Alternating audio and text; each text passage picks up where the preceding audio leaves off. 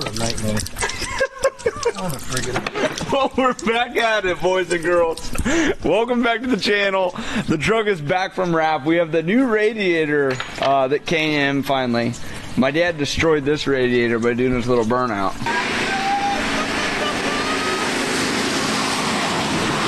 I hate this stuff. I'm gonna smell like antifreeze all day. This episode's important. Why? Because we're going to teach you guys how to color match a truck. We're going to go through this thing and completely accent all the colors. So we got to go through, take apart all the factory badging. We'll show you how that comes apart, paint everything, and also teach you, like, if you want to paint your emblems or, you know, do little things, you don't got to go spend thousands of dollars to do it. You can just go down to your local store and we'll show you a few things to get. And what's going to be fun is at the end, we're going to drive it for the first time, finally. So about 30 seconds ago, you said you hated this. Are you talking about, like, you hate the quality time with your son? No, dork. What do you hate right now? You know what it is? I love fixing up the cars, but when I get radiator fluid up and down my arm all the way into my armpit, or rear end fluid or transmission on my face, I hate that. But other than that, I love this. This way? Come on. Nice. So we're inspecting the old one. You can see, I mean, it's... Oh, it just cratered the mount. Look at it. It's right there, and then it goes right into that radiator. 100% is from the crash. Well, that wasn't so bad. Actually, it wasn't that bad. Now we're going to get to the fun part, which this is always what's fun for my dad and I, is going through, figuring out, you know, the emblems, the colors, everything like that. I want to paint this part of the grill gloss. You could see, like, the outer shell is on, which I had Jeremy wrap. But when the gloss is up against it, it's going to look pretty cool. This is what I was excited about, is putting on all the black trim. Because this is one of the most important parts about building a vehicle, is how you accent. But you got to do it tastefully, because if it's too much, it's just overpowering, and it just, you don't want things to, like, stick out like a sore thumb. You want it to, like, flow real nice, you know, from the wheels to the little detail pieces. I am going to peel off the Duramax logo. We're going to make our own, which is kind of cool. I'll show you guys, like, what a laser does. A laser actually etches different metals. This one we're going to use aluminum. That way when we etch it, you see it like a real cool aluminum, like, engraving behind it. I'm going to teach you guys right now how to take these apart. You may have a grill at home, or a lot of times these badges will be like on the tailgate or something like that on the truck. Basically they're all melted together.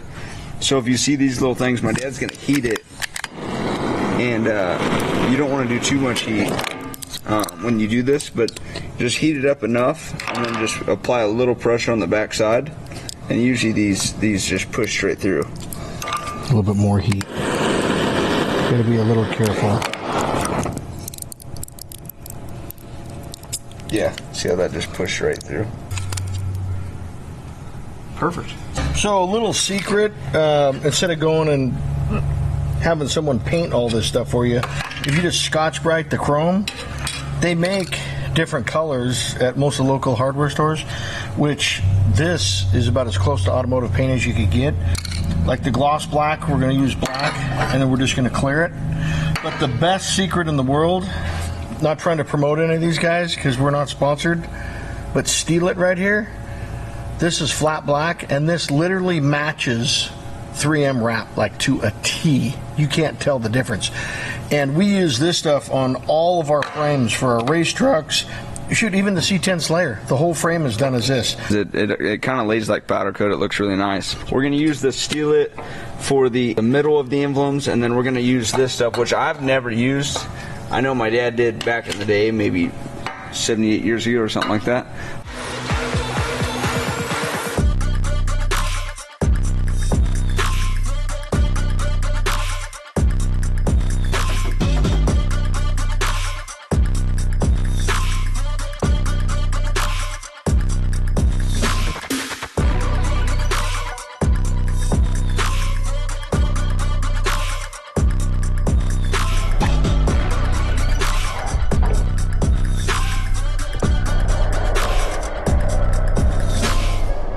I actually don't ever hear him cuss, but he's cussing over something, so What did you got? What does that say? It says high gloss. I thought you were going to do in these gloss. That's definitely... It's flat. I don't know. Okay, they mislabeled the can. Really, at this point, it's kind of over it. Brad, let's just take the paint back. There's no doubt they got it labeled wrong. They got the wrong label on the can. It's durable, high gloss finish, dries quickly, and sucks. So we're gonna go round 2. I just found this same exact brand, but it says extreme gloss finish. So if you are doing this at home, let's see if this works. I really hope it does. I'm gonna just tack cloth these, make sure there's no dust on them, and let's just see. Let's just see what this does.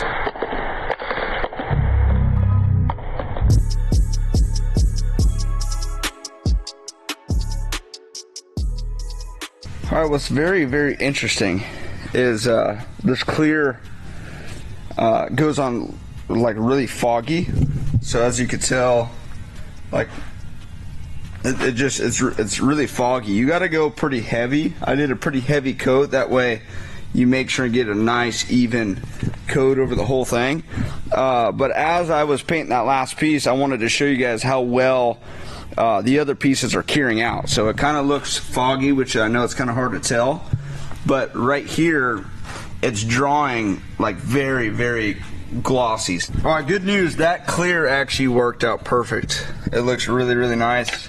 You can see when we put this logo together on how good just the 2 different sheens are going to look. So I got the emblem back together. I just have a soldering gun. This is probably not the right way to do it, but this is what we have.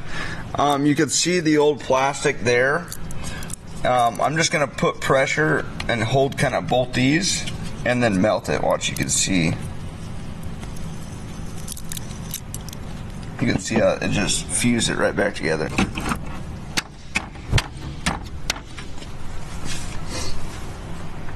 Has he came up with a name yet? We have came up with a name. Oh, what is it? DeBerti Max? Hoist Max, Black Max. Let's go over. Black Max. Let's go over to the laser. Why do you keep doing that? Because it drives you nuts. I cut out these. These are gonna sit in here, but it's time to rename this thing, and I think it matches the name pretty good. So let's go over to the laser. Is it Nameless Max? And what we're gonna do is actually laser etch the black off with the name, but I kind of want to make it look like the factory badge, which looks like this, but obviously a different name.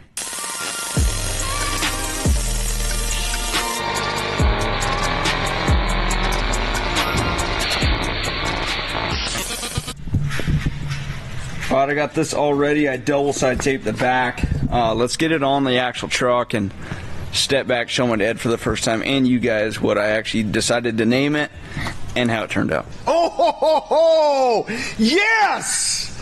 Blacked out edition with the American flag. Yes, yes. Dude, I am so excited with how that came out. Murder Max, DeBerti, blackout edition. I'm glad I thought of that. You like that? That fits it. So I named her Murder Max because everything is blacked out. Gloss black on matte black. That looks good. Let me know what you guys think of the name I chose. I actually would love to tell you guys that I came up with it, but I don't know whether it was on my Instagram post or one of the YouTube episodes. Someone came up with Murder Max, and it just really stuck with me. So whoever did, thank you so much.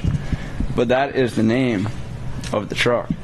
So 2 last things before we go drive this bad boy. First thing is these are the factory plastic pieces. So it goes right there. And the next episode is going to be us finding wheels and tires for this. And so I just wanted to be ahead of schedule. And Kelderman, which is a really good friend, they actually make shorty version. And we have a big tire. I still have to connect the fender here, but when we have a bigger, wider tire on here, when you turn, it rips off the factory plastic little fender flare, and that's what everyone's having a problem with. So Kelderman makes this, and it's just, it literally, I got to cut a little bit on the front end, which is like super fast, and the rear actually just bolt right up, which is going to be perfect. So this is going to go right here, and you can see like the old ones used to come all the way down to here.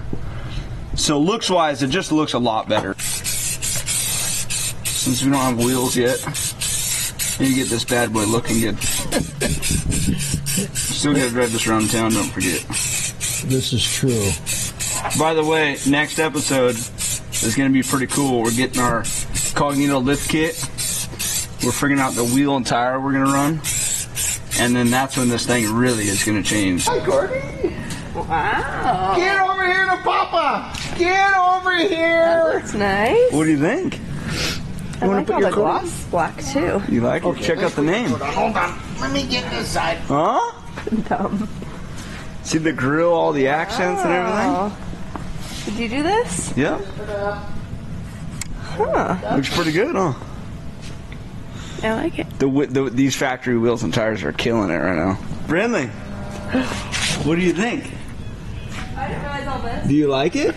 Do you like it? Say yeah. No, say Papa. Pepe. Yeah, Papa. We're gonna find out all the things you effed up on this thing. Last time my dad did his donuts, before I knew it was my truck, he just kind of went crazy without us even driving it. But anyway, I had a crappy scanner and I didn't have my computer, but realistically this is the best thing to have. Like, this is probably our most important tool when it comes to performance. This is all HP Tuner software. This is the VCM scanner, it's called. And this is what we would use to tune, and diagnose different things like the C10 and a lot of the vehicles in the past. This one's the MPVI2 Plus. I have the MPI3, which is the upgraded version. It's actually inside the C10. And believe it or not, we still haven't even unloaded the C10 from SEMA. So it's kind of embarrassing because we've been really busy. But I'm going to connect this and we're going to find out all the codes and just clear the whole system. You can see it's running all the programs. When I start up the truck right now, you'll watch all these gauges. This will be the same gauge setup that the truck is actually reading real time. Let's get this thing started. So you can see this is all live timing right now, which is, this is a tool that's pretty cool. And the other cool thing is we could record, like if we wanted to right now, like if the truck was still messing up, we could just put the laptop inside and record the data as we actually drive this thing. And like if my dad and I couldn't figure out what the codes were, maybe something like, maybe there wasn't a wire hooked up or something that we didn't know about, this is where you could record and I could send it off to an actual diesel tuner. In this case, diesel. We're used to gas, but he would tell us exactly what would be wrong. But for now, I'm just going to clear all the codes and get the engine line off here, figure out what's going on. All right, so we got the codes cleared. You can see it's going through a same traction control on. The safety restraint system we're going to have to get reset at GM because that was when the airbag went off. But we're pretty much dialed in.